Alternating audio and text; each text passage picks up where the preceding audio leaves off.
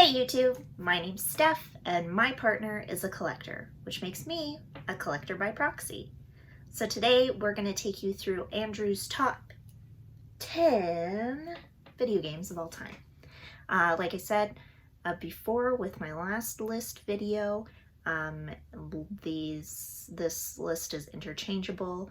Lots of games come on and off his list. When he was making this list, he had it at like 50 games and had to pare it down and down, down. So I do have some honorable mentions at the end for you, but let's get started with the top 10 video games of all time for this collector and my opinions on them. So starting with number 10 is Red Dead Redemption 2. So if you are if you're a gamer, you know this game. This is the prequel to the Red Dead Redemption. This is the third game in the series. This game is amazing. Grand Theft Auto in the Wild Wild West, like what every Grand Theft Auto fan would like to have, and any person who likes westerns definitely has a good time. And if you like open gameplay, like open world gameplay, and just being able to ride a horse or walk around for hours and hours in beautiful wilderness, this is great. I really love this game. I have not played it. I'm still trying to get through Red Dead Redemption, the one before this, because I am terrible at finishing big games like this, especially open world games, because there's so many different side quests and there's so much to see and there's so much to do, and I get distracted very easily. But I do want to at least get to the very end of the game, or play that game a bit more before I go through this one. But I did watch Andrew play it, and it is amazing. I actually was surprised this was so high on his list, because he talks about this game all the time and how he wants to replay it. It is a huge time sink though. I think he put at least 100 hours into this game. Actually, I might be exaggerating there, but this is a huge game and there's so much to do and there's so much fun, whether you're, robbing a bank or having a shootout, or, wrangling cattle, or hunting wild animals, or just like riding your horse around. This game is huge and there's so much to do, and the story is so good and heartbreaking. I had so much fun even just watching him play this. And there's also, like, those fun little quirks, like how long can you grow your mustache? That was a lot of fun to watch the mustache growing progression in this game. So that is number 10, Red Dead Redemption 2. Number 9 is Resident Evil 2. A lot of sequels in this list.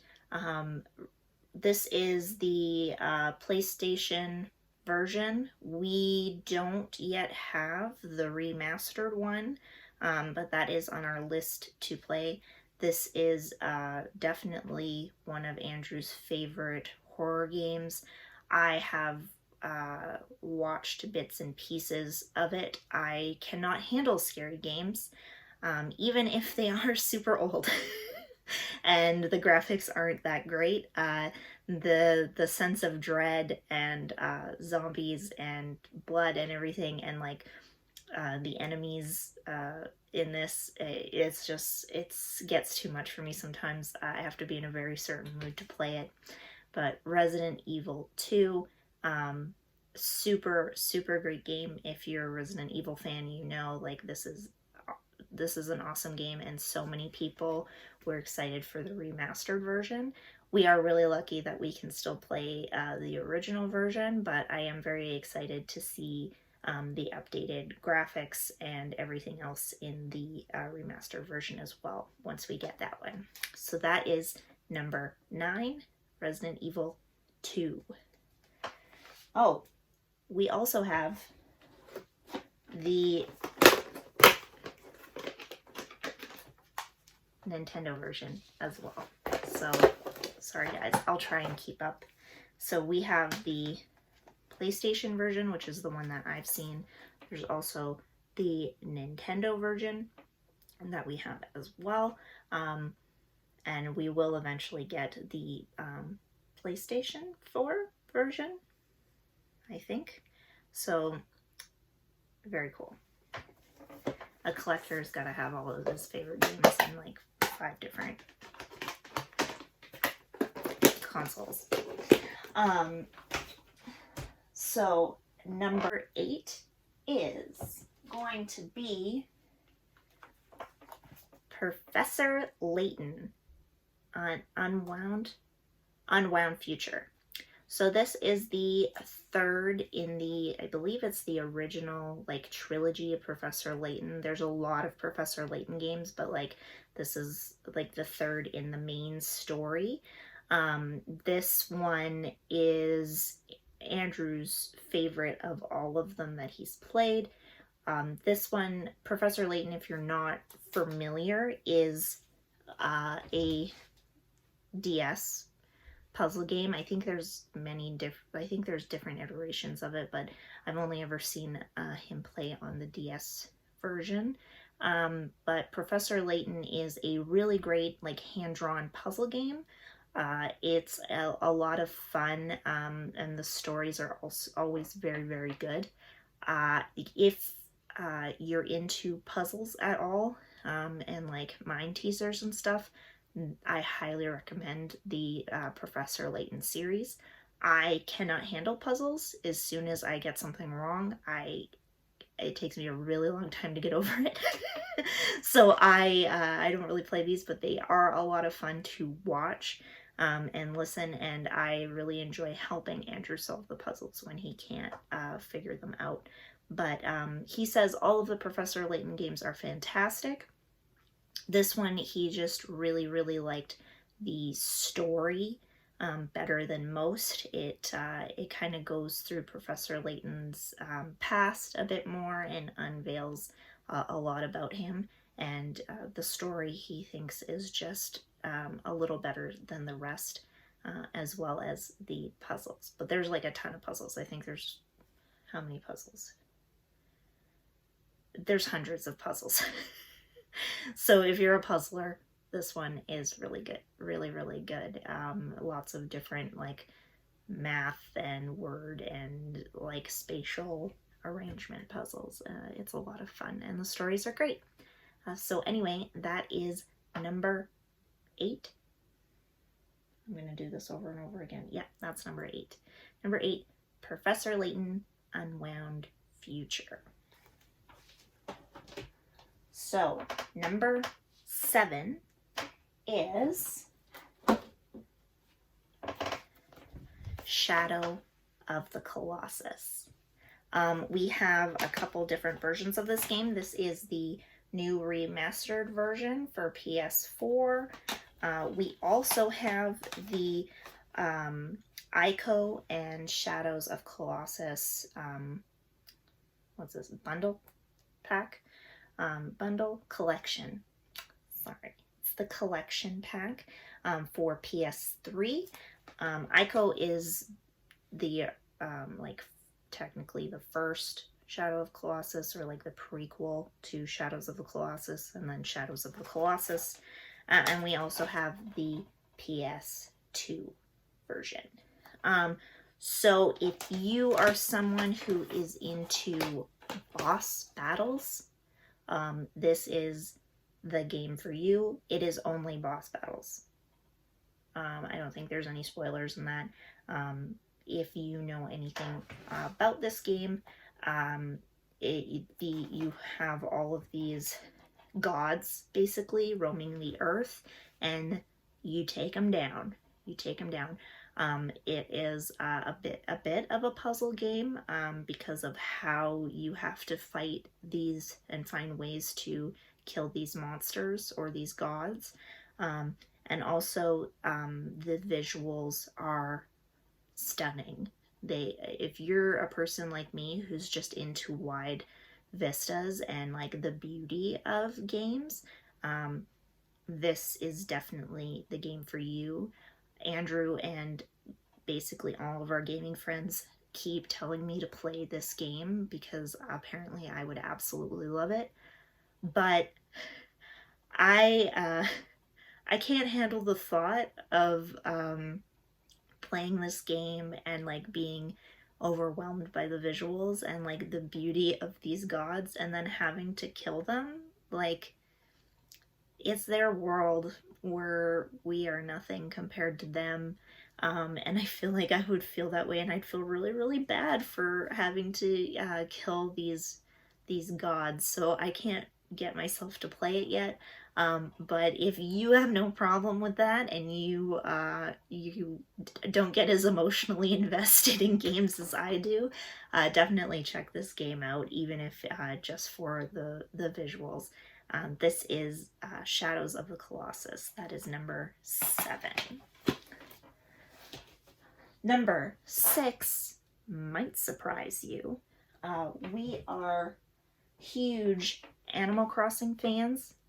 Anyone who has experienced this year knows that Animal Crossing is like the game this year, last year. It's the game of the Panini. So we have been playing a lot of it, but Andrew's favorite is Animal Crossing New Leaf. I believe he has played all of the Animal Crossing games. This one is his favorite, even though we're playing New Horizons right now. Couple reasons. I think one, or a big reason, is really just like the shops. So you kind of get more like things like that. You get a hairdresser. Leaf comes around, doesn't just come around, like he actually sets up shop. You get a coffee shop, which is really cute. You get I think there's a police station. I haven't played this one, but I did watch Andrew play in his town. And there's just a lot more that you get in your town. And it feels like with New Horizons, like they might add those in the future, but like you're kind of stuck waiting for an update, and there's really no way of telling whether they're going to give us that. And in this one, like you get it, like you're going to get it. You have a hairdresser, you've got all of those things, and there's just more to create and do on your island in that sense. Even though New Horizons is way more customizable. So number 6, Animal Crossing New Leaf. Number 5 also might be a little controversial here. So number 5 is actually The Legend of Zelda Link's Awakening. So I think any 30-year-old's top game list will have a Legend of Zelda game on it, because that is just that's our game, right? But a lot of people don't necessarily like Link's Awakening. It is kind of like its own thing in terms of story, but I have to say I agree with Andrew when he says like the kind of weirdness and quirkiness of this game and the puzzle aspect of it, like the dungeons, is just like, there's something about it that is just, I think, a lot better. Very Majora's Mask reminiscent. Like, this game is really, really good, and it is very, very Zelda. I think the only difference is it's really like kind of an offshoot of like your other main games. So we have this Link's Awakening remastered version, and then we also have the original Game Boy version, which I think I'm going to play. I actually haven't played this game yet. I did watch Andrew play the remastered version. I have not played this game on my own yet, so I might grab our Game Boy and give this one a try because I did really enjoy watching the Nintendo Switch version.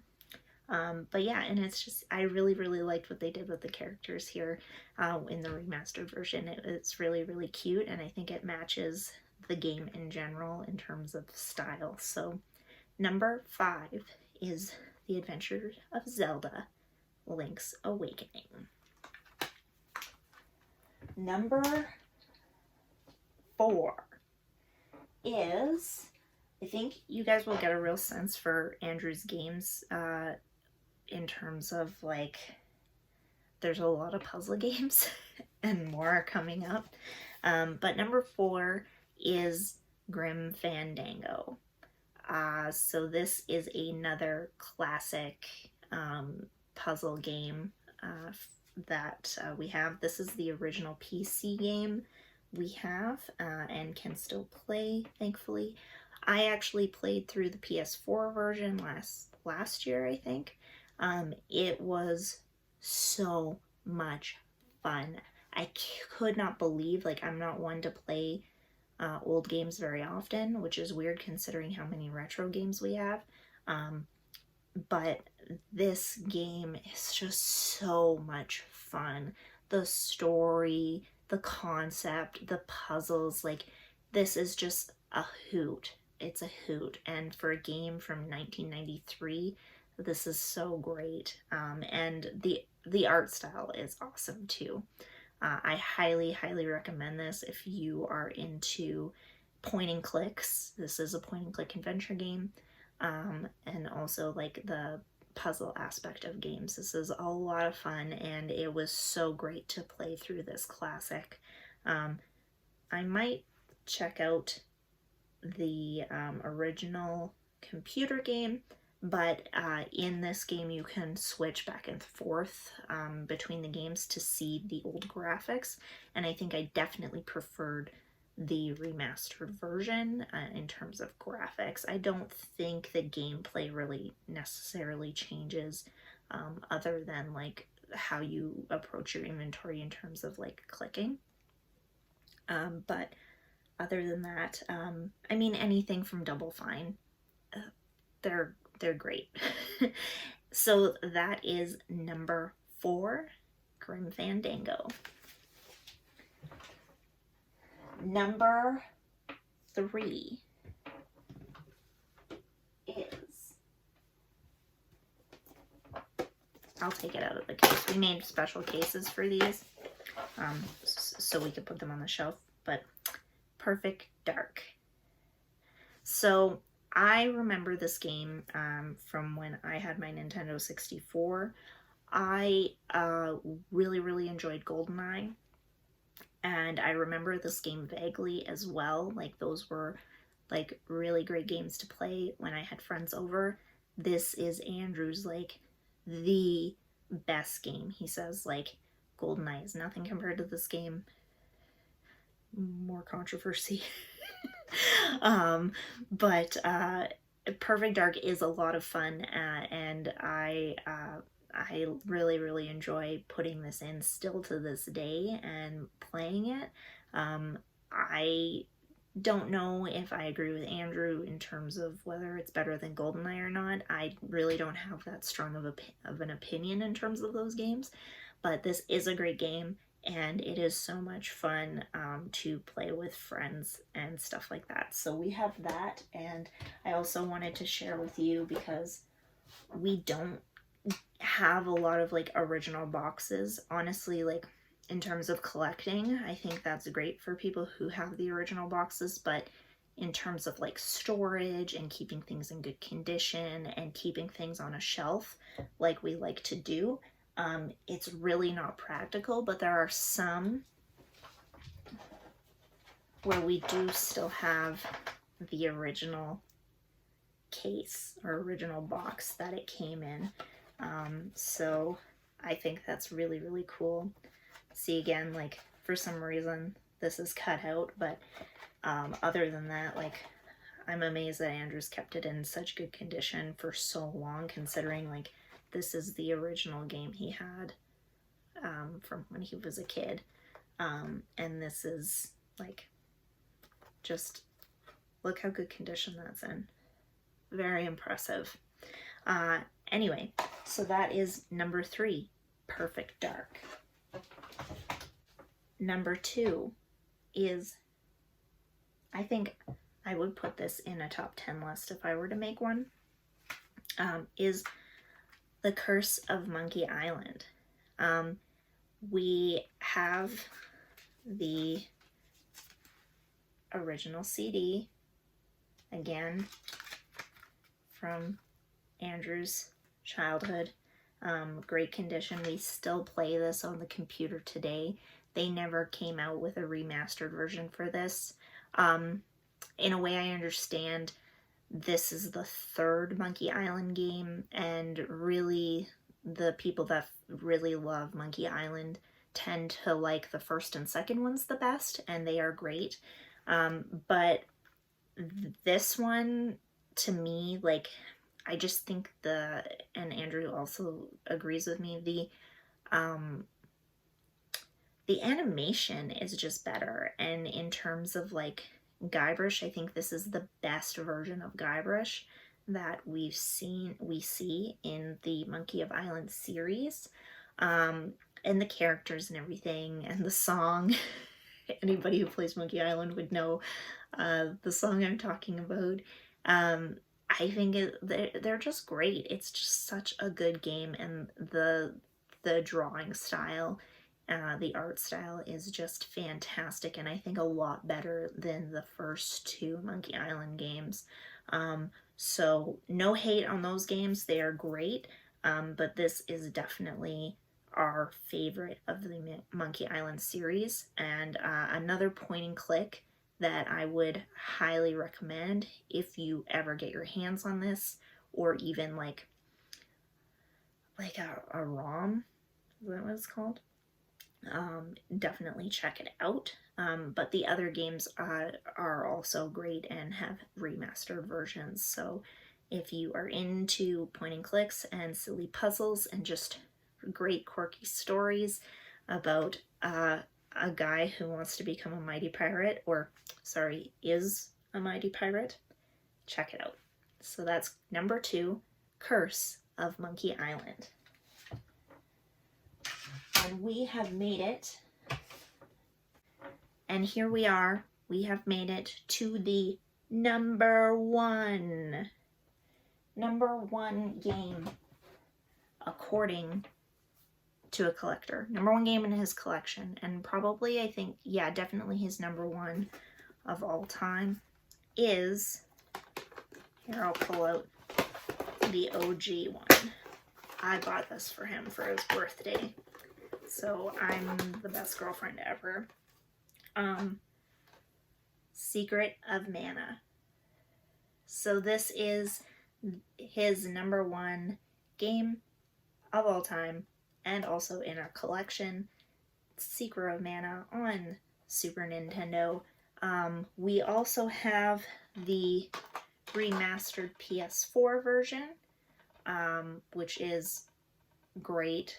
This is, I think, the first one that I experienced, because it is great to see, like, the graphics just... Oh my gosh, this is a beautiful game, and the soundtrack is also beautiful. Like, I can't believe this game. We played this one together. We also have the Collection of Mana on the Switch. So that includes Secret of Mana and also the Trials of Mana, which, so it's a little confusing, because in North America, Secret of Mana is the first Secret of Mana, and then Trials of Mana is now called Trials of Mana, but it was also called Secret of Mana 2, but they've remade it so many times, I think they just started calling it Trials of Mana. But originally, there is the first OG Secret of Mana is actually called Final Fantasy Legends. So if you've ever played or heard of Final Fantasy Legends, that's technically the first Secret of Mana game. In Japan, they called it is so confusing. So when they brought it over to North America, the whole idea is Americans aren't going to play an RPG unless it's called has Final Fantasy in its title. So they called it Final Fantasy Legends, and that came out. And then I think it's called, I forget the Japanese title, but then the second one came out in Japan. So there's Final Fantasy Legends, and then the second Secret of Mana, because it was originally Secret of Mana, the second one came out in Japan, and then it was brought over to North America, which then they called it Secret of Mana instead of the number 2, because it didn't make sense to be called Final Fantasy Legends and then Secret of Mana 2. So they called it Secret of Mana, and then Secret of Mana 2 came out, which is actually technically Secret of Mana 3, because the first one is Final Fantasy Legends. So that's some trivia for you. But either way, this Secret of Mana is just, it's a fantastic RPG game. I'm not a huge fan of the grinding, but like with any RPG, you're gonna get that, especially ones from this time. It is a super, super fun game to play, and you can play with more than one player, which is fantastic, because this was a great game for Andrew to show me, and we were able to play and beat the game together, which was a lot of fun. So I definitely highly recommend Secret of Mana, and the Collection of Mana. We haven't played the Trials of Mana yet, but we're definitely going to. We're just waiting for a time where we can put in some solid hours into this game, because we know it's going to be so much fun. So we are pretty long in this video. I am going to quickly go through the special mentions, because we now have finished our top 10 video games. Top 10 video games in our collection. So let's go really quickly through the special mentions, because Andrew could not go without making sure I knew what these games were. So in no particular order, our special mentions. We have Contra 2. Special mention to Contra 2. He wanted it on his list, but he just couldn't fit it in.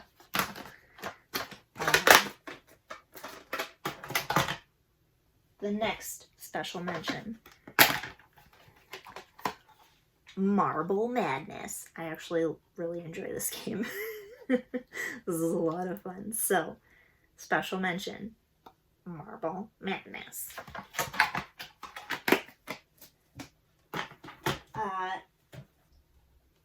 Next special mention is Eternal Darkness. This is a Canadian-made game. Go Canada.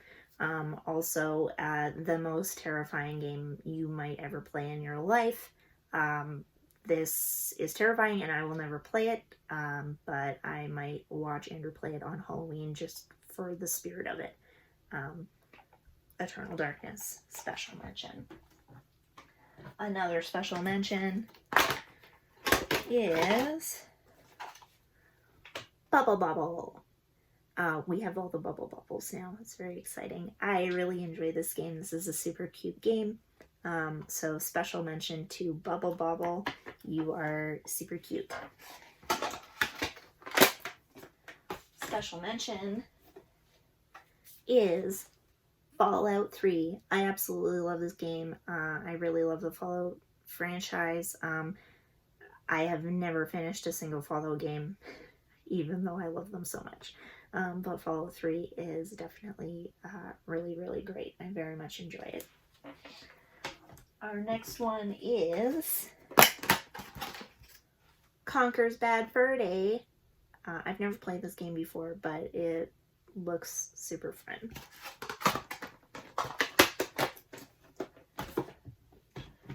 Our next game is one of those games that are legendarily hard.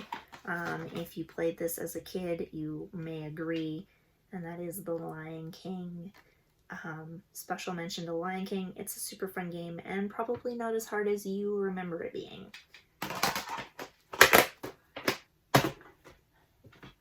Our next special mention would definitely be on my list because this is one of the only games I had on Super Nintendo when I was growing up, and that is Super Mario World.